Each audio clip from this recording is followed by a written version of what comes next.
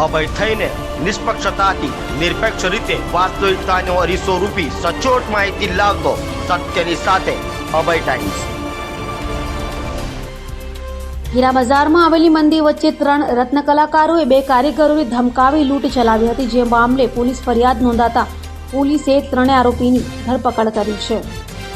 સુરતમાં ગુનાખોરીનો ગ્રાફ વધી રહ્યો છે, ત્યારે હીરા બજારમાં આવેલી મંદિરને લઈ રત્ન કલાકારો લૂંટ કરવા નીકળી પડ્યા હતા। વરાછા મિની હીરા બજાર ખાતે મળસ્કે ચપ્પુની અણીએ 2 કારીગરોને ધમકાવી 3 રત્ન કલાકારોએ ચપ્પુની અણીએ લૂંટ ચલાવી હતી, જે સમગ્ર ઘટના સીસીટીવીમાં કેદ થઈ હતી, જેના આધારે પોલીસે તપાસ હાથ ધરી લૂંટ કરનાર આરોપીઓને ઝડપી પાડ્યા હતા।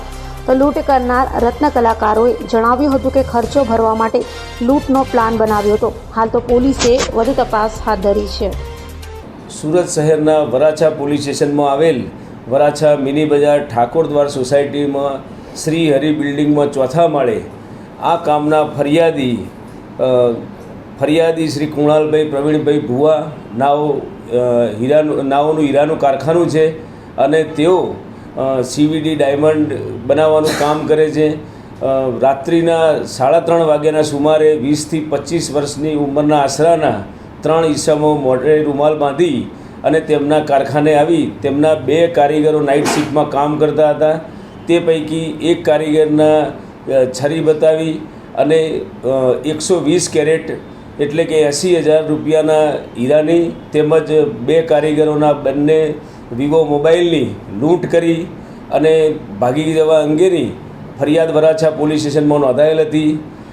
આ બાબતે માનનીય પોલીસ કમિશનર શ્રી અનુપમસિંહ ગેહલોત સરના માર્ગદર્શન હેઠળ અને સૂચના મુજબ સ્પેશિયલ CP સેક્ટર 1 સરના માર્ગદર્શન હેઠળ અને DCP ઝોન 1 સરની ગાઈડન્સ હેઠળ વરાછા પોલીસ સ્ટેશનના PI તથા તેમની સર્વેલન્સની ટીમે તાત્કાલિક આ બાબતે તપાસ હાથ ધરી અને આ કામે કુલ 3 આરોપીઓ તથા 1 જુવેનાઇલની ધરપકડ કરેલ છે।